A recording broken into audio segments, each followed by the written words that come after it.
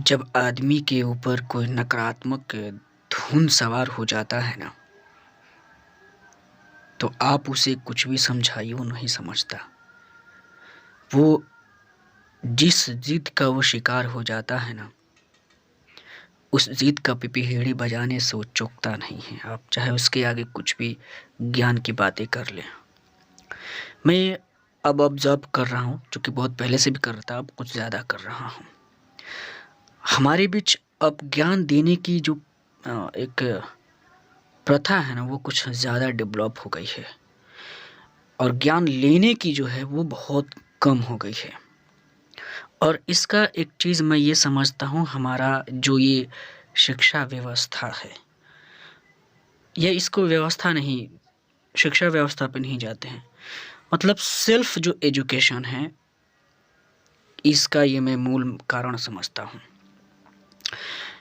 कि हम अब जो पढ़ाई कर पा रहे हैं, हमारे जितने भी देश के युवा यूथ जो लोग हैं, हमारे आसपास के जो लोग हैं, या आप भी उसमें शामिल हो सकते हैं, मैं भी हो सकता हूँ, कि हम पढ़ रहे हैं, लेकिन क्या पढ़ रहे हैं और किस लिए पढ़ रहे हैं, इसमें जो क्लैरिटी है नहीं है। हम ज़्यादातर पढ़ाई किसी चीज़ को क्रैक करने के लिए पढ़ रहे हैं, उसे अपने लाइफ में प्रकाश लाने के लिए नहीं कर रहे हैं, उसको उस शिक्षा को जीने के लिए नहीं वो शिक्षा ग्रहण कर रहे हैं। मेरा मुद्दा क्या है, सीधे बात पे आता हूँ, इतना घुमाने की ज़रूरत नहीं है। मैं देख रहा हूँ कि आज हर कोई बिना कुछ पढ़े और किसी चीज़ के बात के गहराई में जाए उस पर टिप्पणी कर दे रहा है, कुछ भी कर दे रहा है। और कर रहा तो वो नहीं कर रहा है, वो किसी दूसरे और तीसरे का सुना हुआ कर रहा है। तीसरे ने क्या कहा, दूसरे ने क्या कहा, आप पहला हो कि उसको जांच नहीं रहे हैं। सीधे आप भी उसी भेड़ जो चाल चलता है ना, आप उसी में आप भी मुड़ी घुसा कर चल दे रहे हैं। आप समझिए कि क्या आपको क्या उचित लगता है, आप उस चीज़ को समझिए। अब मेन मुद्दा मेरा ये है, मैं जब बड़े बड़े पढ़े पढ़े लिखे लोग को देख रहा हूँ टीवी पर आके डिबेट करता, मैं डिबेट तो नहीं देखता, लेकिन आजकल देख रहा हूँ कि एक दो मैं देख ही लेता हूँ कभी कभी, तो देख रहा हूँ कि इतने गंदे गंदे डिबेट में मतलब विचारों को ये कर रहे हैं, खींचड़ी फींचड़ी बना दे रहे हैं। मतलब आदमी सुन के भी खुद पगला जा रहा है कि किस लॉजिक से ये बात कर रहा है लोग। अभी अभी तत्काल ये मुद्दा जो राम मंदिर का है, और इस पे न जाने लोग क्या क्या गंदी गंदी बातें कर रहे हैं, ब्लेम लगा रहे हैं। अरे भाई, किसी को आप बिना पढ़े कैसे आप ब्लेम लगा रहे हैं? आप कभी रामायण पढ़े हैं क्या?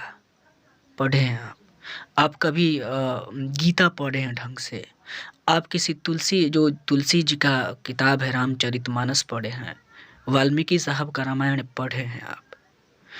कौन चीज़ क्या कहाँ कहा है आप जानते हैं, लेकिन आप फिर भी ब्लेम लगाते हैं। जो ब्लेम लगाते हैं, जो सवाल खड़ा करते हैं, वो क्या आपका सवाल है? अगर है भी तो क्या है? और उसके पीछे खुद आप उसका जवाब ढूंढने की कोशिश किए हैं? कभी नहीं किए हैं। मैं ये स्पष्टता कह रहा हूँ। हमारे देश के जो आला बन बैठे हैं लोग, अलग अलग पार्टियां बन पड़ी हैं, हर जाति के आला बने हैं, ये लोग जो आपको कह सुना रहे हैं, आप सुन रहे हैं। अरे ये तो अच्छा बात कर रहा है। नहीं, जो बात कह रहा है वो अच्छी बात नहीं कह रहा है, वो भी किसी का घिसा पीटा बात उठा के ले आ रहा है और आपका ब्रेन वॉश कर रहा है। अरे आप तो ढंग से कोई अपना सिलेबस नहीं पढ़ते हैं महाराज।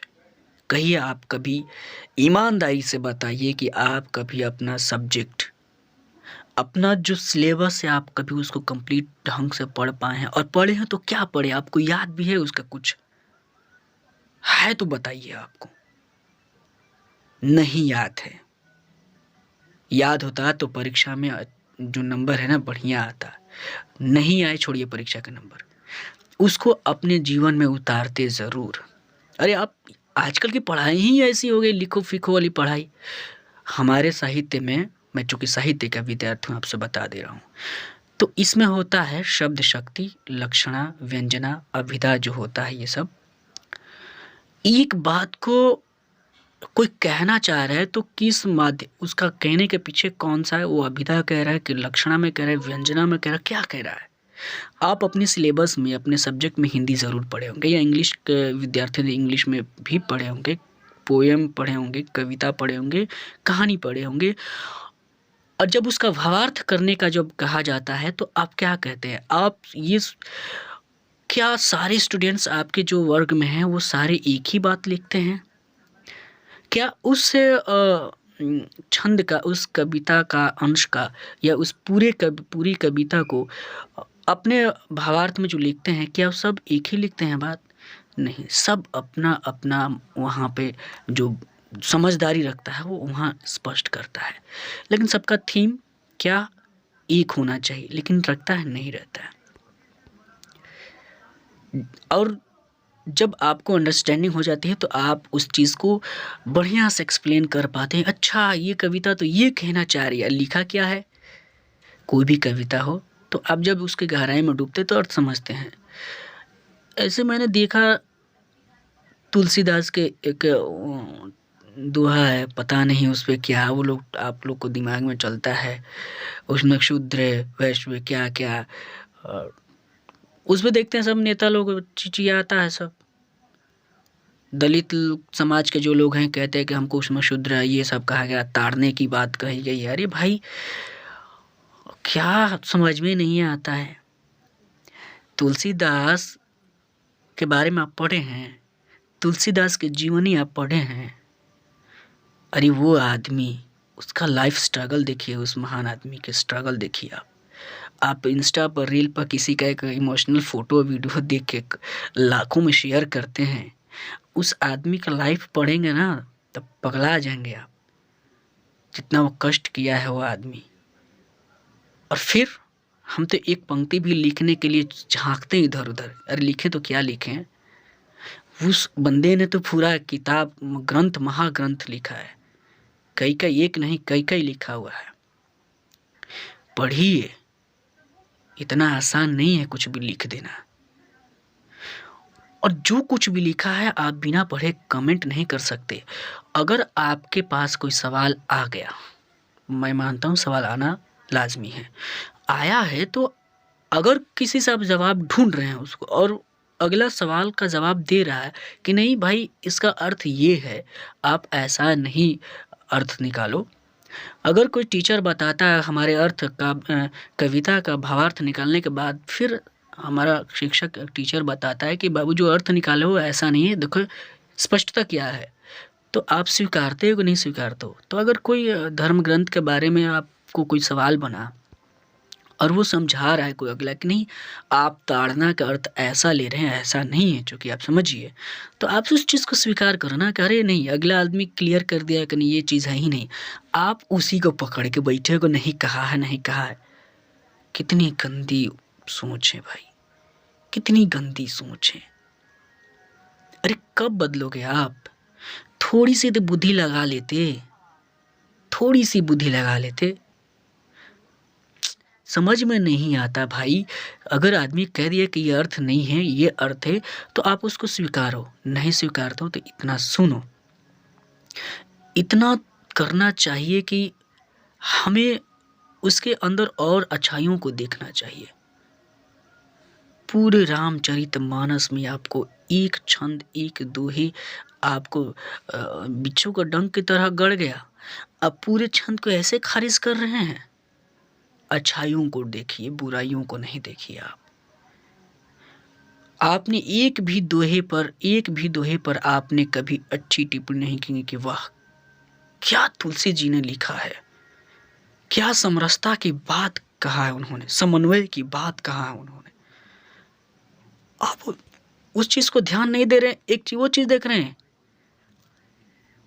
देखिए नाली बना रहता है तो उसके चारों तरफ फूल बागवानी और साफ सफाई जो रहता है उस पर ध्यान दीजिए। आप उस नाली के कीड़े पर ध्यान नहीं दीजिए, करी नाली में कीड़ा पड़ा हुआ उसको ध्यान नहीं दीजिए। थोड़ा सा दिमाग लगाइए अपना भी। आप बौद्ध धर्म किसी भी धर्म के जाते हैं, अच्छी अच्छी बातें करके कितना आनंदित होते हैं, हाँ? किस में कमी नहीं है आप बताइए, किस में कमी नहीं है? आप में कमी नहीं है। अब दिन रात किसी न किसी के बारे में गलत सोचते हैं, किसी न किसी की शिकायत वाली बात करते हैं। गलत नहीं भी सोचते हैं तो आपके दिमाग में कोई ना कोई एक नेगेटिव थॉट है। आप अपनी शुद्धता की कितने गारंटी देते हैं भाई?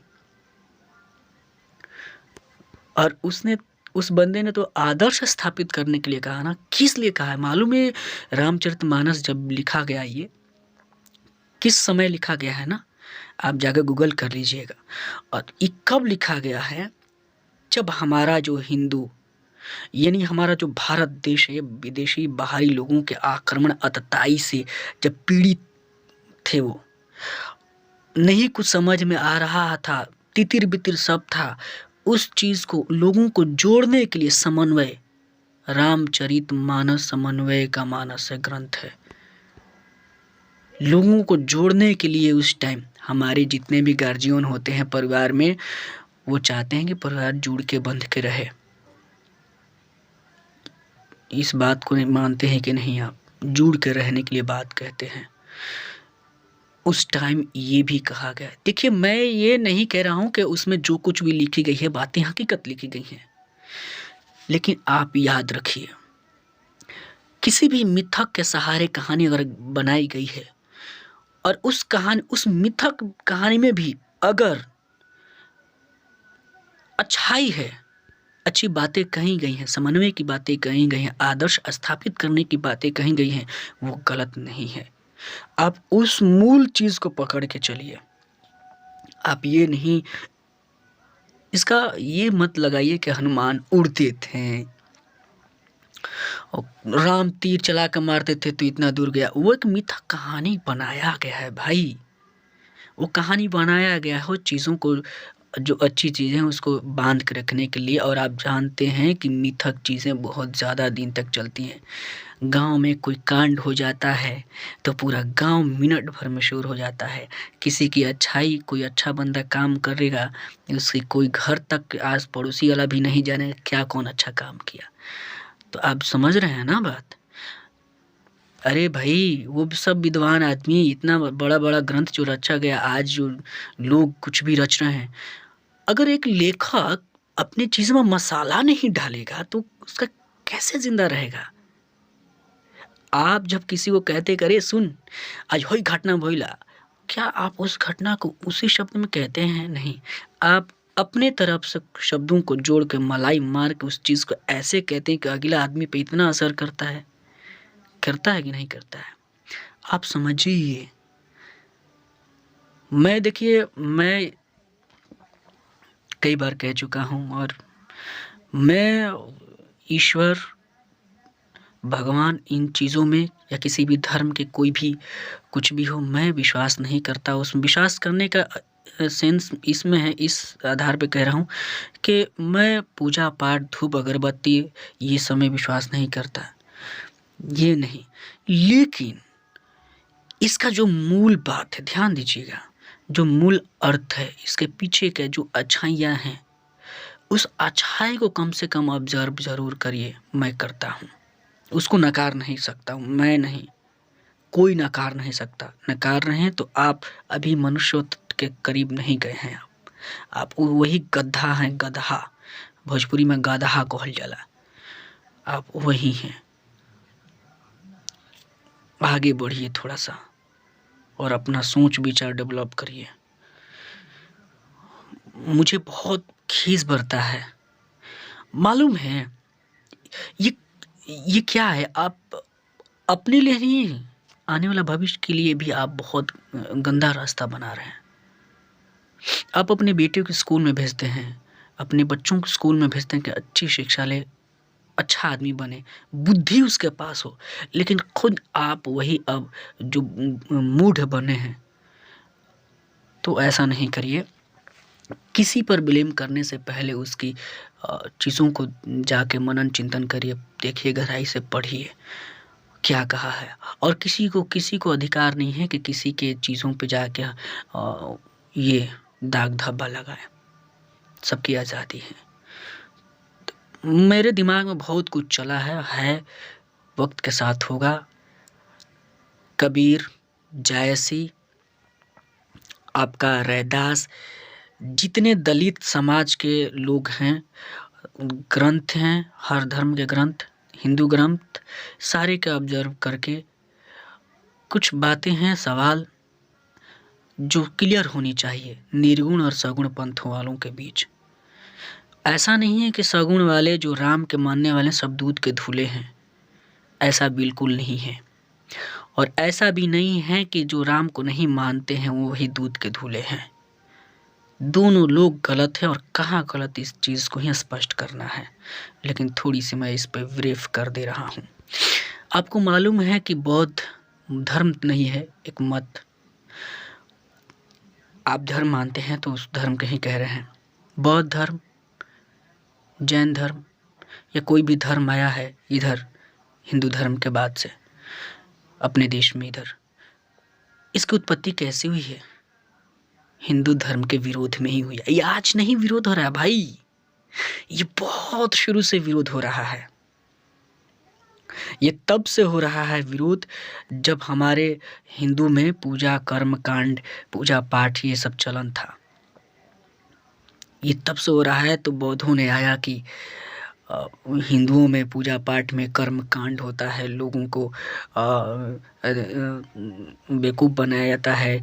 दलित जो तबके के नीचे के शोषण लोग हैं, अब जो दलित कहा जा रहा है, जो सक्षम नहीं हैं, जिनको बांट दिया गया है, नीच समझा जाता है, उनको मंदिरों मस्जिदों या उनको पूजा पाठ करने का हक या पढ़ने का हक कुछ नहीं दिया जाता। इसके विरोध में बौद्ध धर्म, ये बाकी के जो धर्म आते हैं। लेकिन ध्यान रखिए, ये किसके विरोध में आया था? कर्म कांड बढ़ना। हिंदुओं में ये बड़ी गलती मैं मानता हूं कि ये हुई है बड़ी गलती कि जो शुद्ध चीज है उसमें ज्यादा मिथक और मलाई लेप के आप चीजों को नहीं परोसिए। इसको जो मानने वाले हैं, राम तो सबके हैं, सारे के। आपका अल्लाह जो है, आपका जो कोई भी भगवान लोग हैं, वो क्या है? वो सबके हैं, मेरे हैं, सबके हैं। क्योंकि वो सब जो भी आए सब हित की बात की हैं, सबकी अच्छाई की बात की हैं, सबके लिए बात किए हैं, पूरे इस पृथ्वी के लिए बात किए हैं, वो सबके हैं। लेकिन जो उसको मानने लगे हैं, मैं कई बार कह चुका हूं कि हर जात के लोग अपना एक भगवान बना चुका है, और यही से लफड़ा खड़ा हो रहा है कि जो राम को मान रहा है, अब जो मानने वाला है अब वो अपने आप को अल्लाह ये बन बैठा है कि जो है सर्वे सर्वा वही है, जो कहेगा वही होगा। कर्म कांड लाना, उसमें मिथक ज्यादा भर देना, ये जो चीज़ है ना, यही चीज़ विरोध के कारण बन रहा है, जहाँ तक मैं समझ रहा हूँ। आज जो भी लोग बार बार दलित आ रहा है, बाकी जो भी चीज़ लोग हैं, लोग क्यों ये स्वर्ण और राम ये सब के इसी का विरोध कर रहे हैं, बाकी किसी का विरोध क्यों नहीं कर रहे हैं? कृष्ण मंदिर का कोई विरोध किया? नहीं किया। कोई चर्च का, मस्जिद में लेकर, और बाकी भी किसी के ईश्वर अल्लाह के लेकर, कोई किसी भी ईश्वर को लेकर कोई किसी ने विरोध किया? करता है क्या? राम को ही लेकर क्यों कर रहा है? ये सोचने की बात है, क्यों कर रहा है राम को लेकर? कुछ तो बात है ना, कुछ कमी है। लेकिन कहने का मतलब है कि जो विरोध कर रहे हैं उनको ये समझना होगा कि कमी जिसके कारण है ठीक है, लेकिन जो अच्छाई है उसको तो मानना ही पड़ेगा, जो सत्य है उसको मानना पड़ेगा। जो कीचड़ में कमल खिला है तो मानना पड़ेगा कि कीचड़ में कमल है, उस कमल को आपको मानना पड़ेगा। और यही नहीं मानने को जो तैयार हैं, जो विरोध कर रहे हैं, और यही मेरे खींच का कारण है कि आप भी दूध के धुले नहीं हैं। और आप अभी भी जिस धर्म और मत का मान रहे हैं ना, हिंदू धर्म के विरोध करके आप अपने धर्म बदलने के प्रयास में हैं, आप किसी भी मत में जाने का प्रयास में हैं। मत भूलिए कि आप जिस कुएं में डूबने हाथ नहाने जा रहे हैं उस कुएं में भी मेढक है लोग, मत भूलिए, उस कुएं में भी गंदगी है। तो ध्यान रखिए इस चीज़ों को। मैं यही कहना चाहूँगा कि आप पढ़िए और साहित्य पढ़िए, आपके अंदर सोचने समझने की क्षमता विकसित हो, और तब बिना आप कोई राम के चरित्र के अरे बाप रे बाप, चलिए राम को नहीं मानिए,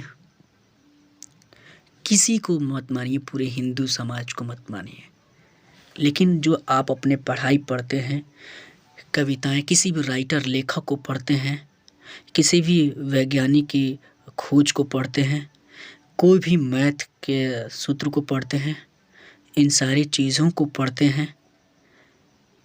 क्यों पढ़ते हैं आप? पढ़ते हैं ना, तो इसमें जो पढ़ते हैं तो कुछ अच्छाई जो आपको मिलती है देखते हैं आप, सही इसको मानते हैं ना, और उसको आत्मसात करते हैं ना। तो अगर किसी राइटर का, किसी वैज्ञानिक की बातों को मानते हैं तो हिंदू धर्म में जो ग्रंथें लिखी गई हैं उसमें जो अच्छाइयाँ हैं, जो खूबसूरत बातें कही गई हैं समाज को लेकर, परिवार को लेकर, जो कुछ भी कि कैसे रहना है, उठना बैठना, अपने को कैसे आदर्श बनाना है, पवित्र बनाना है, उन बातों को आप कैसे निराधार कर सकते हैं, कैसे उसको नहीं मान सकते हैं? फिर तो ये आपके अंदर ईर्ष्या है, आपके अंदर वही ज़िद, न मानने न सुनने वाली ज़िद, वही ज़िद है। फिर आप बड़ी बड़ी ज्ञान की बात अपने विरोध के सामने, अपने विरोध के पक्ष में रख के कर रहे हैं, आप बड़े बड़े तर्क दे रहे हैं कि हिंदू धर्म ये वैसा वो। आप समझिए, आप जितना भी ज्ञान रखते हैं ना, उस ज्ञान पे पर्दा चढ़ गया है, उसको उतारिए और फिर से ऑब्जर्व करिए कि आप जो कह रहे हैं कहाँ तक सही कह रहे हैं, और अगर कोई अगला आदमी उसका जवाब दे रहा है तो वो कहाँ तक दे रहा है, और बिना किसी का नोक झोंक किए आप फिर से विचार करिए। उम्मीद करता हूँ आप समझ जाएंगे।